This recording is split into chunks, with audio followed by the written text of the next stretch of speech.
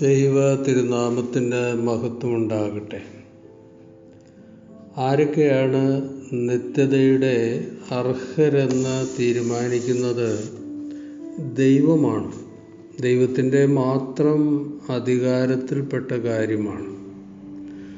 ദൈവത്തിൻ്റെ ദാനമായ നിത്യരക്ഷയെപ്പറ്റി എഫേസ്യ ലേഖനത്തിൽ പൗലോസ് അപ്പോസ്തലൻ പ്രസ്താവിക്കുന്നത് ശ്രദ്ധേയമാണ്. 2-ാം അധ്യായം. വിശ്വാസം വഴി കൃപയാലാണ് നിങ്ങൾ രക്ഷിക്കപ്പെട്ടത്. അത് നിങ്ങൾ നേടിയെടുത്തതല്ല, ദൈവത്തിൻ്റെ ദാനമാണ്. അത് പ്രവൃത്തികളുടെ ഫലമല്ല. തന്മൂലം ആരും അതിൽ അഹങ്കരിക്കേണ്ടതുമില്ല. ഓരോരുത്തരുടെയും നിത്യരക്ഷയ്ക്കുള്ള മാനദണ്ഡം തീരുമാനിക്കുന്നത് ദൈവമാണ്. അവിവേകികൾക്കും അറിവില്ലാത്തവർക്കുമാണ് ദൈവം ഇക്കാര്യത്തിൽ മുൻഗണന കൊടുക്കുന്നത് എന്നത് വളരെ ആശ്ചര്യകരമായ കാര്യമാണ്. എങ്കിലും ജ്ഞാനികളെ ലജ്ജിപ്പിക്കാൻ ലോകദൃഷ്ടിയിൽ ഭോഷന്മാരായവരെ ദൈവം തിരഞ്ഞെടുത്തു. ശക്തമായവയെ ലജ്ജിപ്പിക്കാൻ ലോകത്തിൻ്റെ ദൃഷ്ടിയിൽ അശക്തമായവയെ തിരഞ്ഞെടുത്തു. നിലവിലുള്ളവയെ നശിപ്പിക്കുവാൻ വേണ്ടി ലോകദൃഷ്ട്യാ നിസ്സാരങ്ങളായവയെയും അവഗണിക്കപ്പെട്ടവയെയും ഇല്ലായ്മയെയും തന്നെ ദൈവം തിരഞ്ഞെടുത്തു. 1 കൊരിന്ത്യർ ലേഖനം 1-ാം അധ്യായം 27-28 വാക്യങ്ങൾ. നിസ്സാരരും അപ്രസക്തരും ഔദ്യോഗിക അംഗീകാരമില്ലാത്തവരും ദുർബലരെയുമൊക്കെയാണ് വലിയ കാര്യങ്ങൾ ചെയ്യാൻ ദൈവം തിരഞ്ഞെടുക്കുന്നത്. ദാനമായ നിത്യരക്ഷയ്ക്ക് കൂടുതൽ പരിഗണന കൊടുക്കുന്നതും അവർക്കാണ്. ബാഹ്യ ശ്രേഷ്ഠതകൾ നോക്കി മനുഷ്യരെ പ്രശംസിക്കുകയും ടെസ്റ്റും ഇൻ്റർവ്യൂവും നടത്തി ബുദ്ധിശാലികളെ തിരഞ്ഞെടുക്കുകയും ചെയ്യുന്ന മനുഷ്യൻ്റെ സമീപനത്തിന് തികച്ചും വിപരീതമാണ് ദൈവത്തിൻ്റെ സെലക്ഷൻ മെത്തേഡ്. ഇത് വളരെ വിചിത്രവും മനസ്സിലാക്കാൻ പ്രയാസമുള്ളതുമാണ്. ദൈവത്തിൻ്റെ ഈ അസാധാരണമായ തിരഞ്ഞെടുപ്പിന് പിന്നിലെ കാരണങ്ങൾ പലതാണെന്നാണ് തിരുവചനം പറയുന്നത്. വിവേകശാലികളെന്ന് അഹങ്കരിക്കുന്നവരെ ലജ്ജിപ്പിക്കുവാൻ വേണ്ടിയാണ് ദൈവം വലിയ കാര്യങ്ങൾക്ക് ചെറിയവരെ തിരഞ്ഞെടുക്കുന്നത്. ലോകത്തിൻ്റെ അറിവും അക്കാഡമിക് ഡിഗ്രിയുമൊക്കെ അപൂർണമായ അറിവുകളാണെന്നും അതിൻ്റെ പേരിൽ ആരും ജീനിയസുകളായി അഹങ്കരിക്കാതിരിക്കുന്നതിനുമൊക്കെ വേണ്ടിയാണ് നിസ്സാരരെ, സാധാരണക്കാരെ ദൈവം കൈപിടിച്ച് ഉയർത്തുന്നത്. നിത്യരക്ഷ സൽപ്രവൃത്തികൾ കൊണ്ട് നേടാമെന്ന തെറ്റിദ്ധാരണ തിരുത്തുവാൻ വേണ്ടിയാണ് പാപിയായ എന്നോട് കരുണ തോന്നണമേ എന്ന് ഹൃദയപൂർവം അപേക്ഷിച്ച ചുങ്കക്കാരന് നീതീകരണം നൽകിയത്. അവന് ആത്മീയ അനുഷ്ഠാനത്തിൻ്റെയും ത്യാഗത്തിൻ്റെയും ഒന്നും കണക്ക് പറയാനുണ്ടായിരുന്നില്ല. ആകെ പറഞ്ഞത് ഞാൻ പാപിയാണ് എന്നാണ്.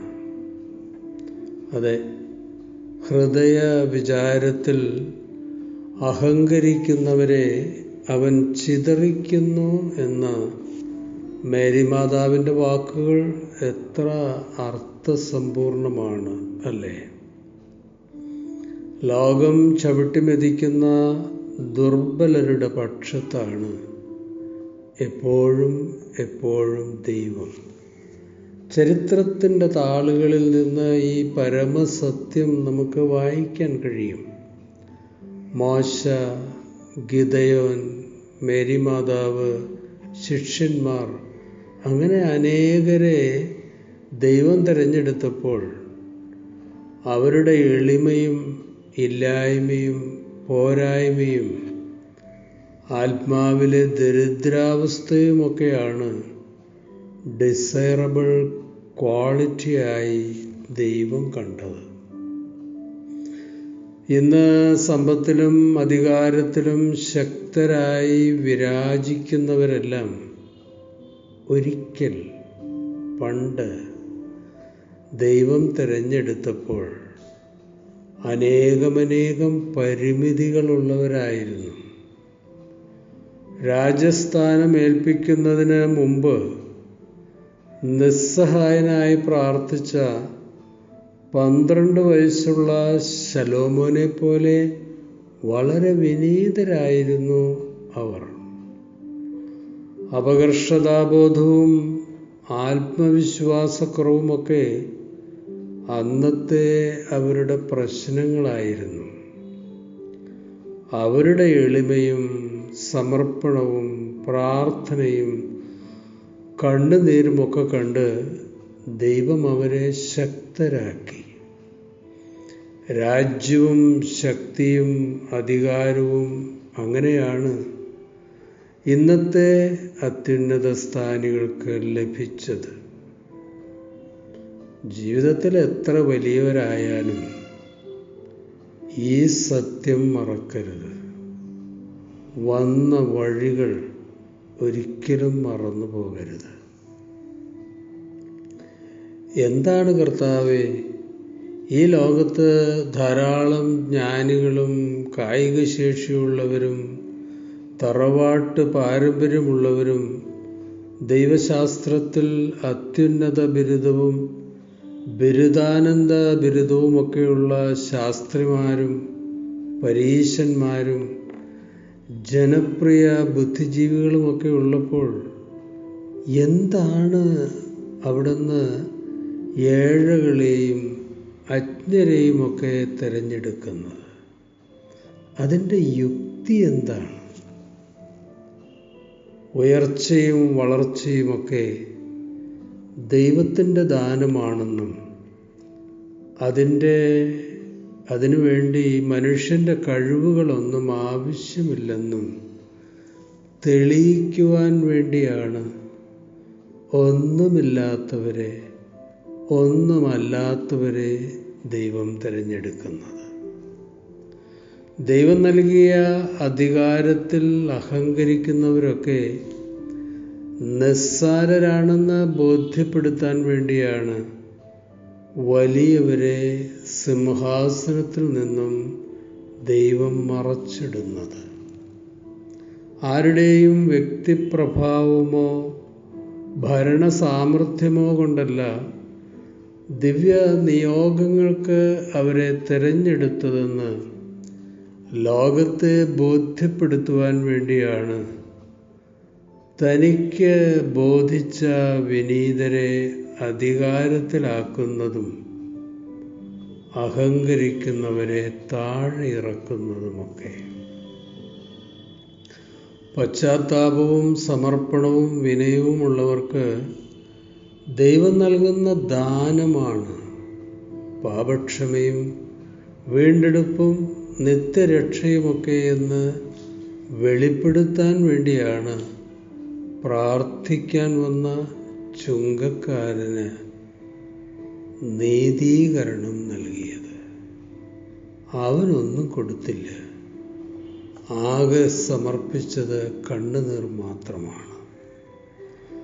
സർവലോകത്തിൻ്റെയും ഗാലക്സിയുടെയും നിർമ്മാതാവും നിയന്ത്രിതാവുമാണ് ദൈവം.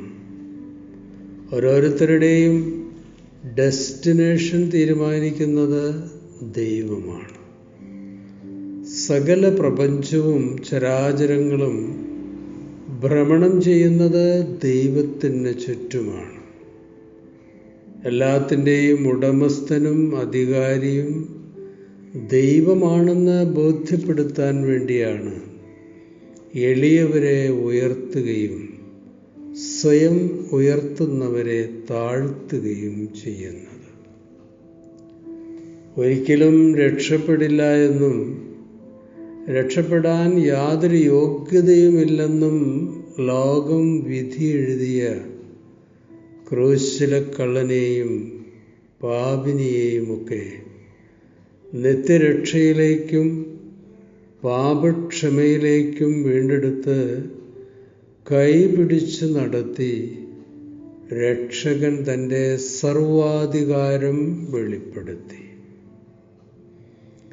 ലക്ഷണമൊത്ത വിവേകികളും ജ്ഞാനികളും ശാസ്ത്രി പരീശന്മാരും മഹിതാചാര്യന്മാരും ഹെറോദോസുമൊക്കെ ഉണ്ടായിരുന്നിട്ടും സകല ജനത്തിനും ഉണ്ടാകുവാനുള്ള മഹാസന്തോഷം ആട്ടിടയന്മാരെ അറിയിച്ച ദൈവമേ, പ്രഭുക്കന്മാരെ സിംഹാസനത്തിൽ നിന്നും ഇറക്കി താഴ്മയുള്ളവരെ ഉയർത്തുന്ന ദൈവമേ, വിശന്നിരിക്കുന്നവരെ നന്മകളാൽ നിറച്ച് സമ്പന്നന്മാരെ വെറുതെ അയച്ചു കളയുന്ന ദൈവമേ, ഭയപ്പെടുന്നവർക്ക് കരുണ തലമുറയോളം കൊടുക്കുന്ന ദൈവമേ, അടിച്ചമർത്തപ്പെട്ടവരോട് പക്ഷം ചേരുന്ന ദൈവമേ, ഞങ്ങളുടെ എളിമയിലും താഴ്മയിലും നാഥ അവിടുന്ന് കടാക്ഷിക്കണമേ. സ്വയത്തിൽ അഹങ്കരിച്ച് കഴിഞ്ഞുപോയ നാളുകളെ ഓർത്ത് നാഥ ഞങ്ങൾ പശ്ചാത്തപിക്കുന്നു, മാപ്പ് ചോദിക്കുന്നു. നിൻ്റെ അധികാരത്തിലും അവകാശത്തിലുമൊക്കെ ആയിരിക്കുന്ന പാപക്ഷമയും വീണ്ടെടുപ്പും നിത്യരക്ഷയും നൽകി ഞങ്ങളെ യഥാസ്ഥാനപ്പെടുത്തണമെന്ന്, അല്പത്തിൽ വിശ്വസ്തരാക്കണമെന്ന് യേശുക്രിസ്തുവിൻ്റെ നിസ്തുല നാമത്തിൽ അപേക്ഷിക്കുന്നു. കൃപയോടെ കേൾക്കണമേ.